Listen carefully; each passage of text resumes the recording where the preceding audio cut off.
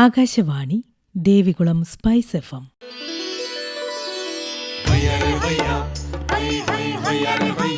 കിസാൻ വാണി.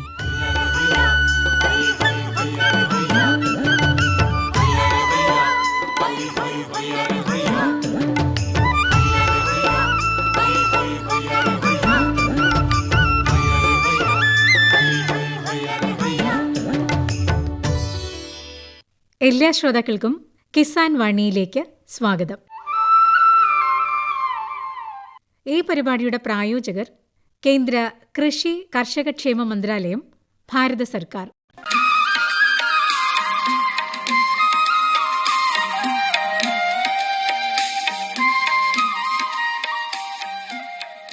പ്രിയ ശ്രോതാക്കളെ, ഇന്നത്തെ കിസാൻ വാണിയിലേക്ക് സ്വാഗതം.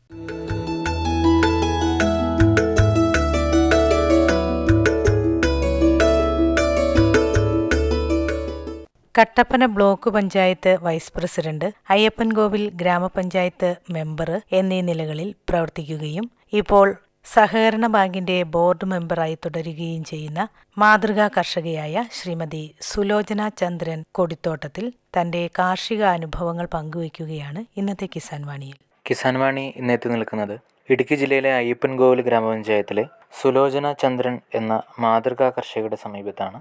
അദ്ദേഹം കട്ടപ്പന ബ്ലോക്ക് പഞ്ചായത്തിൻ്റെ വൈസ് പ്രസിഡന്റ്, അയ്യപ്പൻകോവിൽ ഗ്രാമപഞ്ചായത്ത് മെമ്പർ എന്നീ നിലകളിൽ പ്രവർത്തിച്ചിട്ടുണ്ട്. ഇപ്പോൾ സർവീസ് സഹകരണ ബാങ്കിൻ്റെ ബോർഡ് മെമ്പറായിട്ട് പ്രവർത്തിക്കുന്നു. സാമൂഹിക പ്രവർത്തന രംഗത്തും ഒപ്പം കാർഷിക മേഖലയിലും സജീവമായി പ്രവർത്തിക്കുന്ന സുലോചന ചന്ദ്രൻ്റെ കാർഷിക അനുഭവങ്ങൾ നമുക്ക് ചോദിച്ചറിയാം. നമസ്കാരം സുലോചന. നമസ്കാരം സാർ. എന്തൊക്കെ കൃഷികളൊക്കെയാണ് ഇപ്പോൾ ചെയ്തുകൊണ്ടിരിക്കുന്നത്? കുരുമുളക്, ഏലം, ഇഞ്ചി, മഞ്ഞൾ, തെങ്ങ്, വാഴ, കപ്പ, അങ്ങനെ എല്ലാ കൃഷികളുമുണ്ട്. പിന്നെ പച്ചക്കറികളായിട്ട് പച്ചമുളക്, പയറ്, ബീൻസ്, ക്യാബേജ്, തക്കാളി, വെണ്ട, വഴുതന എന്നിവയെല്ലാം ഉണ്ട്. ഒരു സമ്മിശ്ര കൃഷി എന്ന രീതിയിൽ എല്ലാ തരത്തിലുള്ള കൃഷിയും ചെയ്യുന്നുണ്ട്. ഉണ്ട്, പഴവർഗ്ഗങ്ങളും ഉണ്ട്. അപ്പോൾ ഒരു സാമൂഹിക പ്രവർത്തനത്തിൻ്റെ ഇടയ്ക്ക് ഈ കാർഷിക മേഖലകളോട് സമയം കണ്ടെത്തുന്നത് എങ്ങനെയാണ്? സമയം കണ്ടെത്താൻ ഒത്തിരി സമയമുണ്ട്. നമുക്കൊരു സന്തോഷമാണ് കാർഷിക മേഖലയിലേക്ക് ഇറങ്ങി എല്ലാം ചെയ്യുന്നത് തന്നെ ഒരു സന്തോഷമാണ്. സമയം ധാരാളമായിട്ട്. അപ്പോൾ ഒരു പൊതുപ്രവർത്തന രംഗത്ത് ഒരു മാതൃകാ കർഷകയായിട്ടും കൂടെ നമുക്ക് ജനങ്ങളെ അഭിമുഖീകരിക്കാൻ പറ്റുന്നുണ്ട്? പറ്റുന്നുണ്ട്, തീർച്ചയായിട്ടും ഉണ്ട്. എത്ര വർഷമായിട്ട് കാർഷിക മേഖലയിലേക്ക് വന്നു? കാർഷിക മേഖലയിലേക്ക് വന്നിട്ട് ഞാൻ 36 വർഷമായിട്ട് വിവാഹം ചെയ്ത് ഇവിടെ വന്നതിന് ശേഷം 30 വർഷമായപ്പോഴാണ്, അതിന് ശേഷമാണ് കാർഷിക മേഖലയിലേക്ക് ഞാൻ സജീവമായിട്ട് കാർഷിക മേഖലയിലേക്ക് ഇറങ്ങി. അപ്പോൾ സമ്മിശ്രമായിട്ടുള്ള കൃഷികൾ ചെയ്യുന്ന എല്ലാ തരം കൃഷികളും ചെയ്യുന്നുണ്ടെന്ന് പറഞ്ഞു. അപ്പോൾ ഇത് ഇടവിളയായിട്ടാണോ അതോ ഓരോന്നും ഓരോ സ്ഥലത്തായിട്ടാണോ ചെയ്യുന്നത്? ഏലം മാത്രം സെപ്പറേറ്റ് ഒരു സ്ഥലത്താണ്, ബാക്കി കുരുമുളക് ബാക്കിയെല്ലാം ഇടവിളയായിട്ടാണ് ചെയ്യുന്നത്. കാപ്പി എത്ര ഏക്കർ സ്ഥലത്ത് കൃഷി ചെയ്യുന്നത്? 3 ഏക്കർ സ്ഥലത്ത്. സ്വന്തം സ്ഥലത്താണോ പാട്ടത്തിന്? സ്വന്തം സ്ഥലത്താണ് കൃഷി ചെയ്യുന്നത്. ഏലം ഏതൊക്കെ ഇനമാണ് കൃഷി ചെയ്യുന്നത്?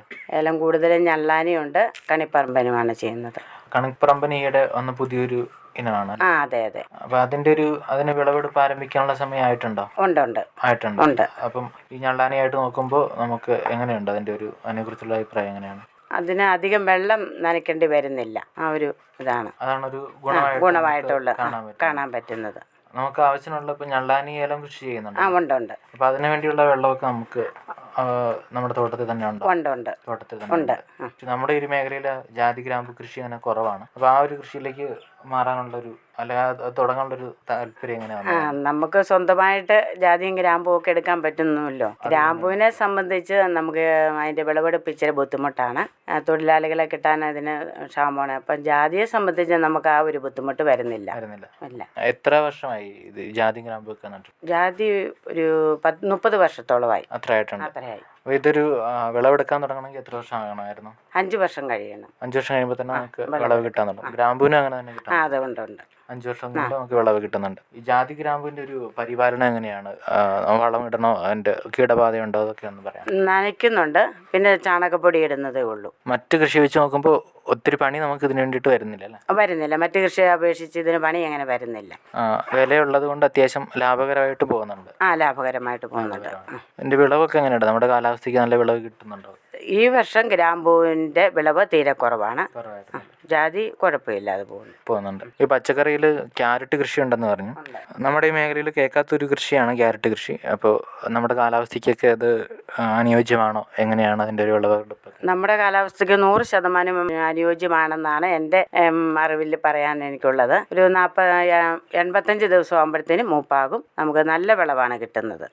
ക്യാരറ്റ് നടുന്നത് മുതലുള്ള അതിൻ്റെ ഒരു പരിപാലനം ഒന്ന് വിശദമാക്കാം. ക്യാരറ്റ് നമ്മൾ മേടിക്കുവാണ് ചെയ്യുന്നത്. കട്ടപ്പന CR നഴ്സറിയിൽ നിന്നാണ് വിത്തുകളെല്ലാം ഞാൻ വാങ്ങുന്നത്. അത് കൊണ്ടുവന്നതിന് ശേഷം നമ്മൾ കവറിനകത്താണ് ഞാൻ ക്യാരറ്റ് നടുന്നത്. നന്നായിട്ട് നല്ല മണ്ണൊക്കെ ഇട്ട് ചാണകപ്പൊടിയും അതുപോലെ തന്നെ ചകിരിച്ചോറും ഒക്കെ ഇട്ട് മിക്സ്ചർ ചെയ്ത് എല്ലാം അതിന് ശേഷം ക്യാരറ്റിൻ്റെ അരി അതിനകത്ത് പാകുന്നു. അങ്ങനെയാണ് കിളിപ്പിക്കുന്നത്. കിളുത്ത് കഴിഞ്ഞ് അതിനകത്ത് ആരോഗ്യമില്ലാത്ത തൈകളൊക്കെ പറിച്ച് കളയും, നല്ല തൈകൾ നിർത്തുന്നു. അങ്ങനെയാണ് ചെയ്യുന്നത്. നനച്ചു കൊടുക്കണം. ഇടയ്ക്ക് കൃഷി ചെയ്യുമ്പോൾ ഈ മണ്ണ് പരിശോധനയൊക്കെ നടത്താറുണ്ട്. നമ്മുടെ കൃഷിഭവൻ വഴി അതിനുള്ള സൗകര്യം കൃഷിഭവനിൽ നിന്നുള്ള എല്ലാ സൗകര്യവും ലഭിക്കുന്നുണ്ട്. മണ്ണ് പരിശോധന വർഷങ്ങളായിട്ട് ചെയ്യുന്നുണ്ടോ? ചെയ്യുന്നുണ്ട്. മണ്ണ് പരിശോധിച്ച് ചെയ്യുമ്പോൾ നമുക്ക് എന്തൊക്കെ ഗുണങ്ങളാണ് കിട്ടുന്നത്? മണ്ണ് പരിശോധിച്ച് ചെയ്യുമ്പോൾ നമുക്ക് എന്താണ് കുറവുള്ളതെന്ന് അറിഞ്ഞിട്ട് അതനുസരിച്ച് ചെയ്യാൻ പറ്റുന്നുണ്ട്. അപ്പോൾ മണ്ണിൻ്റെ ആവശ്യം അനുസരിച്ച് അല്ലെങ്കിൽ ചെടിയുടെ ആവശ്യം അനുസരിച്ചുള്ള വളങ്ങൾ മാത്രം ഉപയോഗിക്കാൻ പറ്റുന്നുണ്ട്? ഉണ്ട്, തീർച്ചയായിട്ടും. ജൈവ രീതിയിലാണോ അതോ രാസവളം ഉപയോഗിക്കുന്നുണ്ടോ? രാസവളം ഏലത്തിന് കുറച്ച് രാസവളം ഉപയോഗിക്കുന്നത്, ബാക്കിയെല്ലാം ജൈവവളം തന്നെയാണ്. ഏലകൃഷിയിൽ വളപ്രയോഗം എത്ര നാൾ കൂടുമ്പോഴാണ് സാധാരണ ചെയ്യുന്നത്? വളം ഞങ്ങൾ 30 ദിവസത്തിന് ശേഷമാണ് വളപ്രയോഗം ചെയ്യുന്നത്. ഏലകൃഷി എങ്ങനെ ലാഭകരമായിട്ട് പോകുന്നുണ്ടോ? ഏലകൃഷി നമുക്കൊരു 2000 രൂപയിൽ താഴാതിരിക്കുകയാണെങ്കിൽ നല്ല ലാഭമായിട്ട് മുന്നോട്ട് പോകാൻ സാധിക്കുന്നുണ്ട്. ഈ വർഷത്തെ ഒരു വില നമുക്ക് ഈ വർഷം ന്യായമായ ഒരു വിലയുണ്ട്. നഷ്ടമില്ലാതെ പോകാൻ പറ്റുന്നുണ്ട്. ഏലത്തോട്ടത്തിൽ പണിയുള്ള തൊഴിലാളികളെയൊക്കെ നമുക്ക് തൊഴിലാളികളെ കിട്ടാറുണ്ട്. മലയാളികൾ തന്നെയാണ്? മലയാളികളാണ്. കിട്ടുന്നുണ്ട് ഇവിടെ. हर जोखिम से निकल कर फसल आए, सुरक्षित हो जाए। फसल बीमा से हर किसान अब आत्मनिर्भर हो जाए। संकट के समय प्रधानमंत्री फसल बीमा योजना किसानों के लिए वरदान है। अब सूखा पड़े या बाढ़ आ जाए कोई डर नहीं, अब ओले पड़े या कीट पतंगे फसल खा जाए कोई फिक्र नहीं, क्योंकि हमने लिया है प्रधानमंत्री फसल बीमा।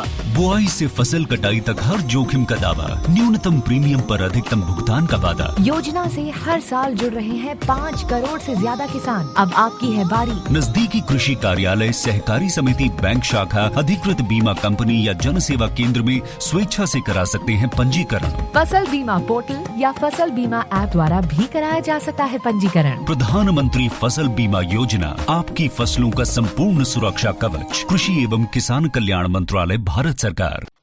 ചേന, ചേമ്പ് ഒക്കെ പോലെയുള്ള മഞ്ഞൾ, ഇഞ്ചി അങ്ങനെയുള്ള കൃഷികളൊക്കെ ഉണ്ട്. അപ്പോൾ ഈ മഞ്ഞൾ കൃഷിയൊക്കെ നമുക്ക് ആവശ്യമുള്ളത് മാത്രമാണോ അതോ പുറത്ത് വിൽക്കാനുള്ളത് ചെയ്യുന്നുണ്ടോ? പുറത്ത് വിൽക്കാനുണ്ട്.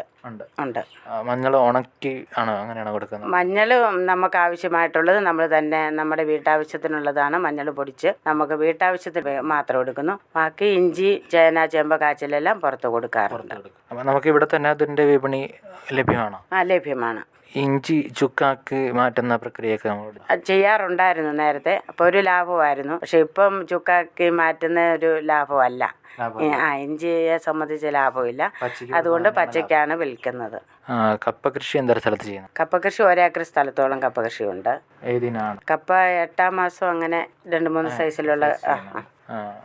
കപ്പ കൃഷി ചെയ്യുന്ന രീതി ഒന്ന് വിശദമാക്കാം. കപ്പ കൃഷിക്ക് നിലം ആദ്യം ഒരുക്കിയതിന് ശേഷം നന്നായിട്ട് തടവെടുത്താണ് നടാറുള്ളത്. ചാര വിടാറുണ്ട്. പിന്നെ ചാണകപ്പൊടി ഇടും. നല്ല തണ്ട് മുറിച്ചാണ് നടുന്നത്. കുറച്ച് ദിവസങ്ങളിൽ മാത്രം നനച്ചു കൊടുക്കാറുണ്ട്. അതിനുശേഷം നനച്ചു കൊടുക്കാറില്ല. ഒരു 2 മാസത്തിന് ശേഷം ഇടവേള കളിക്കാറുണ്ട്. പിന്നെ ഇടയ്ക്ക് ചാണകപ്പൊടി ഇട്ട് കൊടുക്കുന്നു. അത്രയേ ഉള്ളൂ. കളകൾ തീരെ പറമ്പിൽ നിർത്താറില്ല. എലിയുടെയൊക്കെ ശല്യം ഉണ്ടാവാറുണ്ട്? എലിയുടെ ശല്യം ഉണ്ടാകാറുണ്ട്. അപ്പോൾ അതിനെ പ്രതിരോധിക്കാൻ നമുക്ക് പറ്റുന്നുണ്ട്? പറ്റുന്നുണ്ട്. കപ്പ നമ്മൾ നട്ടു കഴിഞ്ഞാൽ വിളവെടുക്കാനായിട്ട് എത്ര നാളാവശ്യം? 9 മാസം കഴിഞ്ഞതിന് ശേഷം വിളവെടുക്കാം. അപ്പോൾ കപ്പ നമ്മൾ വിപണി എങ്ങനെയാണ്? പച്ചയ്ക്ക് കൊടുക്കുകയാണോ അതോ? കപ്പ വിപണി പച്ചയ്ക്ക് കൊടുക്കുമായിരുന്നു ഈ പ്രാവശ്യം. അപ്പോൾ അത് നമുക്ക് ലാഭകരമായിട്ടുള്ളൊരു വില നമുക്ക് കിട്ടുന്നുണ്ടോ?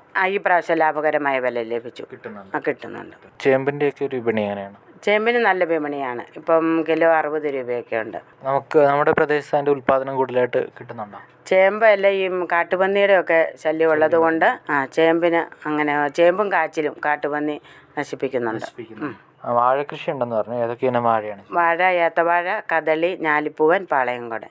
കദളി അങ്ങനെ നമ്മുടെ പ്രദേശത്ത് അധികം പേര് കൃഷി ചെയ്ത് കേൾക്കുന്നില്ല. അപ്പം കദളിക്ക് ഒരുപാട് കീടബാധയൊക്കെ ഉണ്ടാകുന്ന കേൾക്കുന്നുണ്ട്. കീടബാധ ഉണ്ടാകാറില്ല. ഇല്ല, വിപണനം കുറവാണ്. കുറവാണ്. ആവശ്യക്കാര് കുറവാണ്. ഈ പൂജയ്ക്ക് വേണ്ടി അത് തന്നെ. അതെ അതെ. ശബരിമല സീസണൊക്കെ ആകുമ്പോഴാണ് കൂടുതൽ അതിന് വിൽപ്പന വരുന്നുള്ളൂ. ഏത്തവാഴയ്ക്കൊക്കെ എന്തെങ്കിലും കീടബാധയൊക്കെ ഉണ്ടാവാറുണ്ടോ? കീടബാധ അധികം ഉണ്ടാകുവാണെങ്കിൽ ചെറിയ തോതിലുള്ള മരുന്ന് അടിക്കും. പുഴുവൊക്കെ പോലുള്ള ഉണ്ട്. അപ്പം ചെറിയ തോതിലുള്ള മരുന്ന് മാത്രം അടിക്കാറുള്ളൂ. ഏലത്തിന് അഴുകലൊക്കെ പോലുള്ള രോഗങ്ങൾ ഉണ്ടാകാറുണ്ട്. അത് നമുക്ക് പ്രതിരോധിച്ച് നിർത്താനായിട്ട് പറ്റുന്നുണ്ട്. പച്ചക്കറി കൃഷി ഏതൊക്കെയാണ് ചെയ്യുന്നത്? പച്ചക്കറി കൃഷി പാവല്, പയറ്, ബീൻസ്, മത്തൻ, വെണ്ട, തക്കാളി, വഴുതന, ക്യാരറ്റ്, മല്ലിയില, കോളിഫ്ലവർ. ഇത് നമ്മൾ പുറത്ത് വിൽക്കുന്നുണ്ടോ? പച്ചക്കറി പുറത്ത് കുറച്ചൊക്കെ കൊടുക്കാറുണ്ട്. കടകളിൽ കൊടുക്കാറുണ്ട്. പച്ചക്കറി കൃഷി ചെയ്യുമ്പോൾ ശ്രദ്ധിക്കേണ്ട കാര്യങ്ങൾ, അല്ലെങ്കിൽ അവിടെ എന്തെങ്കിലും കീടബാധ അങ്ങനെയുള്ള പ്രശ്നങ്ങളൊക്കെ ഉണ്ടാകുന്നുണ്ടോ? കീടബാധ ഉണ്ടാകാറുണ്ട്. ഞാൻ വേപ്പെണ്ണ കലക്കി ഒഴിക്കാറുണ്ട്. ജൈവ രീതിയിൽ തന്നെയാണ് പച്ചക്കറി 100% ജൈവ രീതിയിൽ തന്നെയാണ്. ജൈവ കീടനാശിനി തന്നെ. അതെ അതെ അതെ. അപ്പോൾ ഈ ജൈവ രീതിയിൽ കൃഷി ചെയ്തെടുത്ത പച്ചക്കറിക്ക് ഒരു ഡിമാൻഡ് കൂടുതലുണ്ടോ? തീർച്ചയായിട്ടും ഉണ്ട്. ഒരു അടുക്കളത്തോട്ടം തുടങ്ങാൻ വേണ്ടിയിട്ട് എങ്ങനെ ചെയ്യാൻ പറ്റുമെന്ന് വെച്ചാൽ, ഒരു അടുക്കളത്തോട്ടം തുടങ്ങാൻ ഞാൻ നോക്കിയിട്ട് ആർക്ക് വേണമെങ്കിലും ഇന്നത്തെ അടുക്കളത്തോട്ടം തുടങ്ങാവുന്നതാണ്. ഇപ്പോൾ സ്ഥല സൗകര്യം കുറവുള്ളവർക്ക് ഗ്രോ ബാഗിലാണേലും ചെയ്യാം. അല്ല, ഇപ്പോൾ ചട്ടിയുണ്ട്, ചട്ടിയിലാണേലും നമുക്ക് ആവശ്യം ഒരു വീട്ടിലേക്ക് വേണ്ട എല്ലാ പച്ചക്കറികളും നമുക്ക് ചെയ്യാവുന്നതാണ്. ശാസ്ത്രീയമായിട്ട് ചെയ്യുകയാണെങ്കിൽ നല്ല വിളവ് അതിനകത്ത് ലഭിക്കും. 100% വിളവ് ലഭിക്കും. കീടബാധ നമുക്ക് ജൈവ രീതിയിൽ തന്നെ അതിനെ ഇതാക്കാനും പറ്റുന്നുണ്ട്. 90% നമുക്ക് പറ്റുന്നുണ്ട്. നല്ല പച്ചക്കറി നമുക്ക് അങ്ങനെ കഴിക്കാൻ പറ്റും. തീർച്ചയായിട്ടും. കുരുമുളക് കൃഷി ഉണ്ടെന്ന് പറഞ്ഞു. കുരുമുളക് ഏതൊക്കെ ഇനമുണ്ട്? കുരുമുളക് പന്നിയൂറ്, കരിമുണ്ട, വെള്ളമുണ്ടി, നീലമുണ്ടി. നമുക്കിവിടെ കുരുമുളകിന് വിളവ് അത്യാവശ്യം ലഭിക്കുന്നുണ്ടോ? ഈ പ്രാവശ്യം വിളവുണ്ട്. കുരുമുളകിന്റെ ഇപ്പോഴത്തെ ഒരു വിലയൊക്കെ വെച്ചിട്ട് നമുക്ക് മെച്ചമാണോ? കൃഷി മെച്ചമാണോ? ഈ പ്രാവശ്യത്തെ വില വെച്ച് നമുക്ക് കൃഷി മെച്ചമാണ്. പക്ഷെ കാലാവസ്ഥ കാരണം വിളവ് കുറഞ്ഞു വരുന്നുണ്ട്. പിന്നെ ഉണങ്ങിയെടുക്കാനുള്ള ബുദ്ധിമുട്ടൊക്കെ. ഉണങ്ങിയെടുക്കാനോ ഈ പ്രാവശ്യം കാലാവസ്ഥ മഴയൊക്കെ പെയ്തുകൊണ്ട് വളരെ ബുദ്ധിമുട്ടാണ്. നിലവിൽ ഇപ്പോൾ എൻ്റെ കുരുമുളകിന്റെ വിളവെടുപ്പൊക്കെ ആരംഭിച്ചു. അതിന് നമുക്ക് തൊഴിലാളികളെ കിട്ടാനുണ്ടോ? തൊഴിലാളികളെ കിട്ടാറുണ്ട്. ഞങ്ങളും എല്ലാം പണിയുന്നുണ്ട്. കുരുമുളകിന് താങ്ങുമരമായിട്ട് ഉപയോഗിക്കുന്ന എന്ത് മരങ്ങളൊക്കെയാണ്? ചീമമുരിക്കാണ്, കൊന്നയുമാണ് കൂടുതൽ. ചീമമുരിക്ക, പിന്നെ പയ്യാനി, അങ്ങനെ മരങ്ങളൊക്കെ. അതിനൊക്കെ എന്തെങ്കിലും കേടൊക്കെ വരാറുണ്ടോ? മഞ്ഞളിപ്പും വരാറുണ്ട്. കുരുമുളകിന് ദ്രുതവാട്ടമൊക്കെ പോലുള്ള പ്രശ്നങ്ങളൊക്കെ ചെടിക്ക് ഉണ്ടാകാറുണ്ട്. അപ്പൊ അതിന് എന്തൊക്കെ ചെയ്യും? COC തളിക്കാറുണ്ട്. കൃത്യമായിട്ട് ചെയ്ത് കഴിഞ്ഞാൽ നമുക്ക് രക്ഷിച്ചെടുക്കാൻ പറ്റുന്നുണ്ട്. കേന്ദ്ര സർക്കാരിന്റെ വിള ഇൻഷുറൻസ് പദ്ധതിയിലൊക്കെ ഇൻഷുറൻസ് എടുക്കാറുണ്ടോ? ഉണ്ട്. നമുക്ക് ഏതെങ്കിലും സമയത്ത് എൻ്റെ ഇൻഷുറൻസ് കിട്ടേണ്ട ഒരു അവസരം ഉണ്ടായിട്ടുണ്ട്. അതെ അല്ലേ? നമുക്കപ്പോൾ അതായത് വിളയ്ക്ക് നാശം സംഭവിച്ചു കഴിഞ്ഞാൽ അതിനൊരു പൈസ സർക്കാർ തരുന്നതല്ലേ? അതെ. അങ്ങനെ നമുക്ക് കിട്ടിയിട്ടുണ്ട്. വാഴകൃഷി വിപുലമായിട്ട് ചെയ്യുന്നുണ്ടെന്ന് പറഞ്ഞു. വാഴകൃഷി തുടങ്ങുന്ന സമയം മുതലുള്ള അതിൻ്റെ ഒരു പരിപാലന രീതിയും നടീൽ രീതി എങ്ങനെയാണെന്ന് വിശദമാക്കാം. വാഴകൃഷിക്ക് നല്ല വിത്ത് നോക്കി ആദ്യം തന്നെ തിരഞ്ഞെടുക്കണം. ഏത്തവാഴയാണ് കൂടുതലായിട്ട് കൃഷി ചെയ്യുന്നത്. നല്ല വിത്ത് നോക്കിയെടുത്ത് ചെയ്യുന്നത്. നന്നായിട്ട് കുഴിയെടുത്തിട്ട് ചാണകപ്പൊടിയൊക്കെ ഇടുന്നു. അതിനുശേഷം വാഴവിത്ത് വെച്ച് നടുകയാണ് ചെയ്യുന്നത്. പിന്നെ വളങ്ങൾ അങ്ങനെ ചാണകപ്പൊടിയാണ് ഏത്തവാഴയ്ക്ക് ഞങ്ങൾ കൂടുതലായിട്ട് ഇടുന്നത്. പിന്നെ ചപ്പുചവറുകൾ കൂട്ടി കൊടുക്കാറുണ്ട്. ഇടയ്ക്ക് നനച്ചു കൊടുക്കാറുണ്ട്. പിന്നെ വളപ്രയോഗം എന്തെങ്കിലും കേടുണ്ടെങ്കിൽ മാത്രം രാസവളം അങ്ങനെ കീടനാശിനി അടിച്ചു കൊടുക്കാറുള്ളൂ. ചാണകപ്പൊടി ഇടാറുണ്ട്. തെങ്ങ് കൃഷി വിപുലമായിട്ട് ചെയ്യുന്നുണ്ടോ? തെങ്ങ് പുറത്ത് എൻ്റെ വിപണി സാധ്യതയൊക്കെ എങ്ങനെയാണ്? തെങ്ങ് കൃഷി വിപുലമായി ചെയ്തിരുന്ന ഇപ്പോൾ ഉണ്ട്. പക്ഷേ ഇപ്പോൾ തേങ്ങ വളരെ കുറവാണ്. കാലാവസ്ഥ വ്യതിയാനം കൊണ്ടായിരിക്കും ഉൽപ്പാദനം തീരെ കുറവാണ്. കേടുണ്ടാകുന്നുണ്ട്. പഴവർഗ്ഗങ്ങളുടെ കൃഷി ഉണ്ടെന്ന് പറഞ്ഞു. പഴവർഗ്ഗങ്ങൾ ഓറഞ്ച് ഉണ്ട്, മാങ്കോസ്റ്റിൻ, റംബൂട്ടാൻ, പുലാസാൻ, അങ്ങനെ ഉണ്ട് പഴവർഗ്ഗങ്ങൾ. പഴവർഗ്ഗങ്ങളുടെ കൃഷി തുടങ്ങിയിട്ട് എത്ര കാലമായി? പഴവർഗ്ഗ കൃഷി തുടങ്ങിയിട്ട് 10-15 വർഷത്തോളമായി. എത്ര വർഷമായിട്ടുണ്ട്? അപ്പൊ ഈ സാധനങ്ങളൊക്കെ, ഈ പറഞ്ഞ പഴവർഗ്ഗങ്ങളൊക്കെ കഴിക്കാനായിട്ട് എത്ര വർഷം എടുക്കുന്നുണ്ട്? 5 വർഷമൊക്കെ ആയപ്പോഴത്തേന് 5-6 വർഷമായപ്പോൾ തന്നെ എല്ലാം കഴിക്കാൻ തുടങ്ങി. നല്ല വിളവ് കിട്ടാനുണ്ട്. അത് നമ്മൾ പുറത്ത് കൊടുക്കുന്നുണ്ടോ? നമ്മുടെ വീട്ടിൽ തന്നെയാണോ? പുറത്ത് കൊടുക്കുന്നില്ല. കൂട്ടുകാർക്കും അങ്ങനെ ബന്ധത്തിലുള്ളവർക്കും അങ്ങനെ അങ്ങ് കൊടുക്കുന്നു. മല്ലിയിലയുടെ കൃഷി ഉണ്ടെന്ന് പറഞ്ഞു. അധികം പേര് പച്ചക്കറിയിട്ട് ചെയ്യാത്ത ഒരു വിളയാണ് മല്ലിയില. അതിന്റെ ഒരു കൃഷി രീതി ഒന്ന് വിശദമാക്കാം. മല്ലിയുടെ വിത്ത് മേടിച്ച് പാകിയാണ് മല്ലിയില കൃഷി നമ്മൾ ഉണ്ടാക്കുന്നത്. മല്ലി അതും ഗ്രോ ബാഗിലോ അല്ലെങ്കിൽ നന്നായിട്ട് തടം വെട്ടിയെടുത്തിട്ട് നന്നായിട്ട് മണ്ണിളക്കിയതിന് ശേഷം കുമ്മായൊക്കെ ഇട്ട് കൊടുക്കും. അതിനുശേഷം ചാണകപ്പൊടിയും ചകിരിച്ചോറും ഒക്കെ ചേർത്തതിന് ശേഷമാണ് മല്ലിവിത്ത് പാകി കിളിപ്പിച്ചെടുക്കുകയാണ്. അതിന്റെ വിപണി കടകളിൽ കൊടുക്കാൻ പറ്റുന്നുണ്ട്. കാപ്പി കൃഷി ഉണ്ടെന്ന് പറഞ്ഞു. കാപ്പി എന്തൊരു സ്ഥലത്ത് ചെയ്യുന്നുണ്ട്? കാപ്പി ഇപ്പോൾ ഒരു 50 സെന്റ് സ്ഥലത്തേ കാപ്പിയുള്ളൂ. 50 സെന്റ് സ്ഥലത്ത് എന്തൊരു കാപ്പി? ഇപ്പം ഒരു 150 കാപ്പിയോളം ഇപ്പോൾ ആ ഭാഗത്തുള്ളൂ. അത് ഏതിനമാണ്? അറബിയ, റോബസ്റ്റ 2 ഇനമുണ്ട്. ഇതിന്റെ ഒരു കാപ്പിക്കുരു പറിച്ചെടുക്കുന്ന ഒരു സമയം ഇപ്പം ആയിട്ടുണ്ടോ? ഉണ്ട്. ഇപ്പം അതിന്റെ സീസൺ സമയമാണ്. കാപ്പി ഇപ്പോൾ ലാഭകരമായിട്ടാണോ? ഇപ്പോൾ കാപ്പിയുടെ വില വെച്ച് ലാഭകരമായിട്ട് പോകാൻ സാധിക്കുന്നു. അതിന് വളപ്രയോഗമൊക്കെ എങ്ങനെയാണ്? കാപ്പി കുരുവിന് അധികം വളം അങ്ങനെ ചെയ്യുന്നില്ല. പച്ചച്ചാണകം ഒഴിക്കാറുണ്ട്.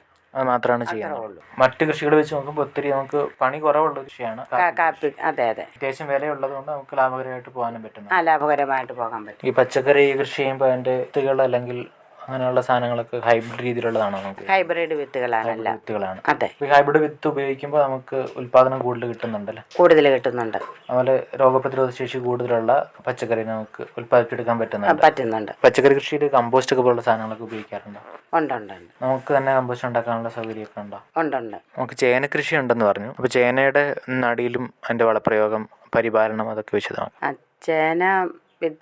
ചേന നടുന്നത് കുംഭമാസത്തിൽ ഒരു മഴ പെയ്തതിന് ശേഷമാണ് ചേന നടുന്നത്. ഓരോ ചേനയ്ക്ക് എത്രയാണ് മുളയുള്ളത് അതനുസരിച്ച് ഓരോ മുള വെച്ച് മുറിച്ചെടുത്ത് ആണ് നടാറുണ്ട്. ചേന പറിച്ചു കഴിയുമ്പം തന്നെ വിത്തിനുള്ള ചേന ചാണകവെള്ളത്തിൽ മുക്കിയാണ് വെച്ചിരിക്കും. അതിനുശേഷം ആണ് നടുന്നത്. എത്ര മുളയുണ്ടോ അതനുസരിച്ച് ഓരോ മുള വെച്ച് മുറിച്ചാണ് നടുന്നത്. നന്നായിട്ട് അതും ഇതുപോലെ തന്നെ നന്നായിട്ട് കുഴിയെടുത്തതിന് ശേഷം അതിൽ ചാണകപ്പൊടിയൊക്കെ ഇട്ടതിന് ശേഷമാണ് ചേന നടാറുള്ളത്. നട്ട് കഴിഞ്ഞിട്ടുള്ള അതിന്റെ വളപ്രയോഗമൊക്കെ? നട്ട് കഴിഞ്ഞിട്ട് കരിയിലയെല്ലാം ഇട്ട് മൂടുകയാണ്. ചാണകപ്പൊടി മാത്രമേ അതിന് വിടാറുള്ളൂ.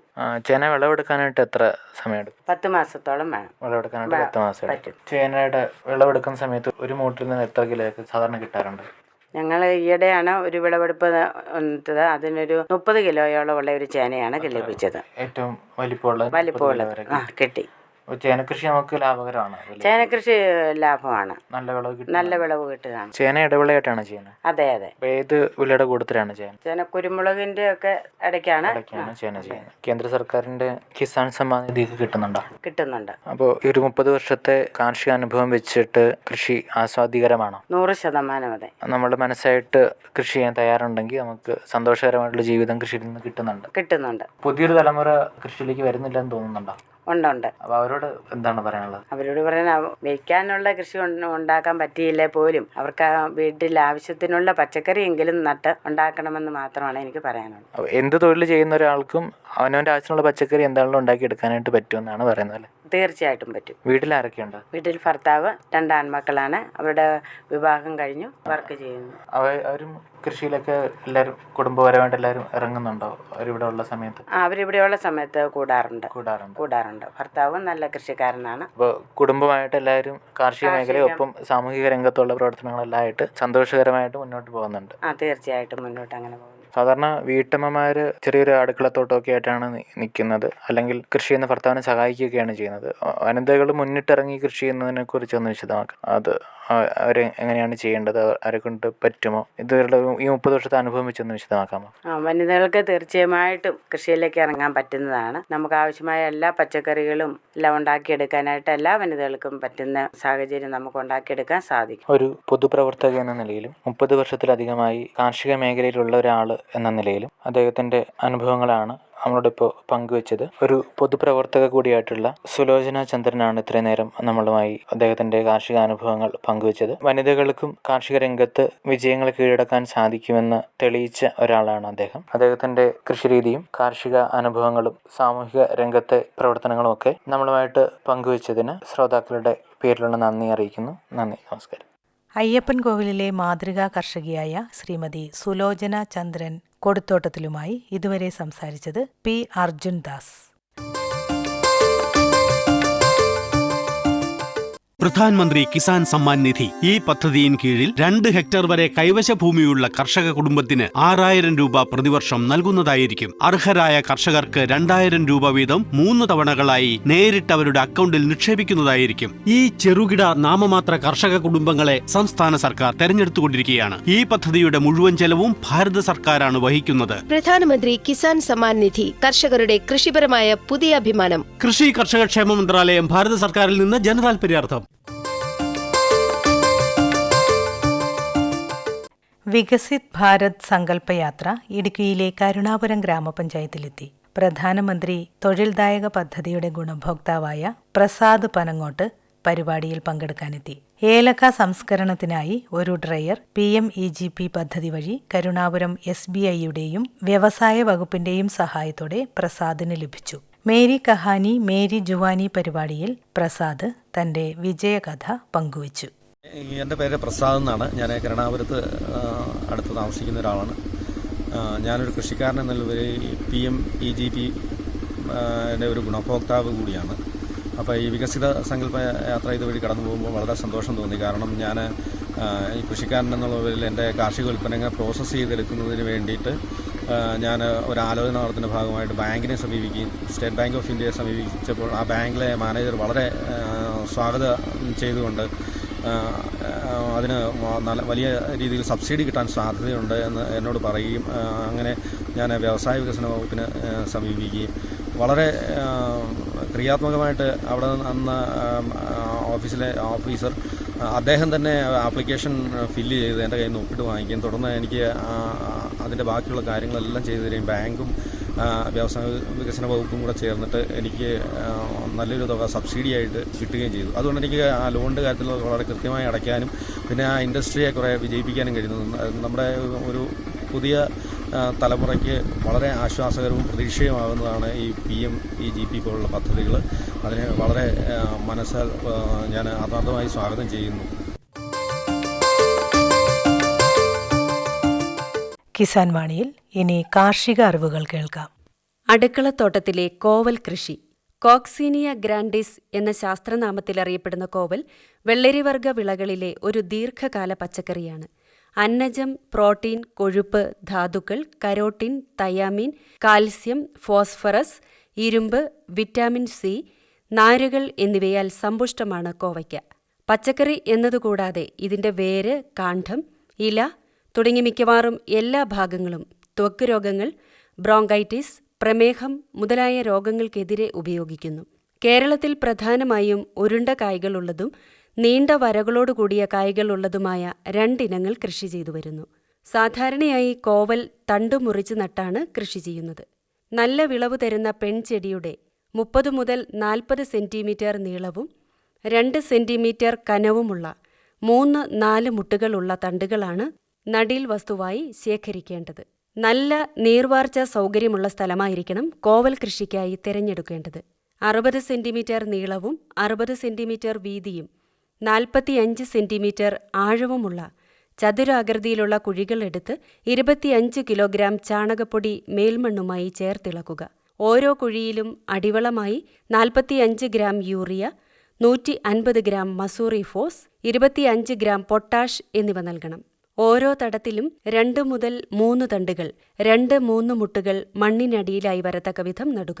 കാലവർഷത്തിന്റെയും തുലാവർഷത്തിന്റെയും ആരംഭത്തിൽ കോവൽ നടാം. അടിവളമായി 200 ഗ്രാം വേപ്പിൻ പിണ്ണാക്കും മേൽവളമായ യൂറിയ 25 ഗ്രാം, പൊട്ടാഷ് 15 ഗ്രാം എന്നിവയോടൊപ്പം 200 ഗ്രാം കടലപ്പിണ്ണാക്കും പ്രയോഗിക്കുന്നത് നല്ലതാണ്. നട്ട് 3 ആഴ്ചയ്ക്ക് ശേഷം വള്ളി വീശുമ്പോഴും വീണ്ടും 3-ാമത്തെ ആഴ്ചയ്ക്ക് ശേഷം പുഷ്പിക്കുമ്പോഴും മേൽവള പ്രയോഗം നടത്തേണ്ടതാണ്. വള്ളികൾക്ക് പടർന്നു കയറുവാൻ പന്തലിട്ട് കൊടുക്കേണ്ടതാണ്. മാർച്ച്, ഏപ്രിൽ മാസങ്ങളിൽ ഉണങ്ങിയതും രോഗം ബാധിച്ചതുമായ വള്ളികൾ മുറിച്ചുമാറ്റി പുതിയ വള്ളികൾ വളരുവാൻ അനുവദിക്കണം. ഈ സമയം 25 കിലോഗ്രാം ചാണകം അല്ലെങ്കിൽ കമ്പോസ്റ്റ് തടങ്ങളിൽ ഇട്ട് മൂടണം. കീടരോഗബാധ വളരെ കുറവുള്ള ഒരു വിളയാണ് കോവൽ. കായീച്ചയുടെയും കുഴൽപ്പുഴുവിന്റെയും ശല്യം ചില സമയത്തുണ്ടാകാറുണ്ട്. കായീച്ചയെ തുളസി കെണിവെച്ചോ മാലത്തിയോൺ 0.1% എന്ന കീടനാശിനി പ്രയോഗം മൂലമോ നിയന്ത്രിക്കാം. രാവിലെയും വൈകുന്നേരവും ശക്തിയായി വെള്ളം തളിക്കുന്നതിലൂടെയോ ജൈവ കീടനാശിനികൾ പ്രയോഗിച്ചോ കുഴൽ പുഴുവിനെ നിയന്ത്രിക്കാവുന്നതാണ്. നട്ട് 2 മാസത്തിനകം ചെടികൾ പൂവിട്ടു തുടങ്ങും. ഒരു തടത്തിൽ നിന്നും ഓരോ വിളവെടുപ്പിനും 4 മുതൽ 5 കിലോഗ്രാം കോവയ്ക്ക വരെ ലഭിക്കും. ജൂൺ മുതൽ ഡിസംബർ വരെയാണ് കൂടുതൽ കായ്കൾ ലഭിക്കുന്നത്. ഒരു പ്രാവശ്യം കോവൽ നട്ടാൽ 2-3 വർഷം വരെ ആദായമെടുക്കാം.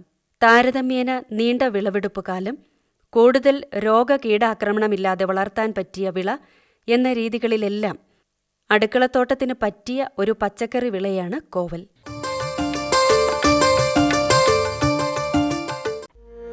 सूखा हो या बेमौसम की बरखा हो, कीड़ा लगे खेत में या दुविधा हो, बहुत ही कम प्रीमियम पे पूरी हो भरपाई, फसल बीमित रहे कटाई के बाद भी भाई। हाँ, ऋणी या अऋणी अब हर किसान लाभ उठाए, एक मौसम एक दर है, सब किसान बीमा कराए, प्रधानमंत्री फसल बीमा योजना से हर किसान मुस्काए। कृषि और किसान कल्याण मंत्रालय द्वारा किसान हित में जारी.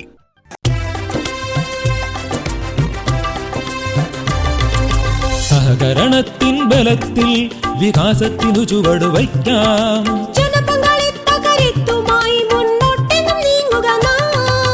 ജനകോടിയിൽ ഈ വിപ്ലവം ഉണർത്തിയല്ലോ വിശ്വാസം. നാം ഒത്തുചേർന്ന വികാസത്തിനെ പതാക പറത്തിടാം. സഹകരണം നമ്മുടെ വികാസത്തിൻ പ്രതീകം. പുതുയുഗത്തിൽ സഹകരണം കാണിന്റെ തൻപ്രതാപം. കൃഷി മന്ത്രാലയം, ഭാരത സർക്കാരിൽ നിന്ന് ജനതാൽപര്യാർത്ഥം. ഈ പരിപാടിയുടെ പ്രായോജകർ കേന്ദ്ര കൃഷി കർഷകക്ഷേമ മന്ത്രാലയം, ഭാരത സർക്കാർ. എല്ലാ കിസാൻ വാണി ശ്രോതാക്കൾക്കും കൂപ്പുകൈ.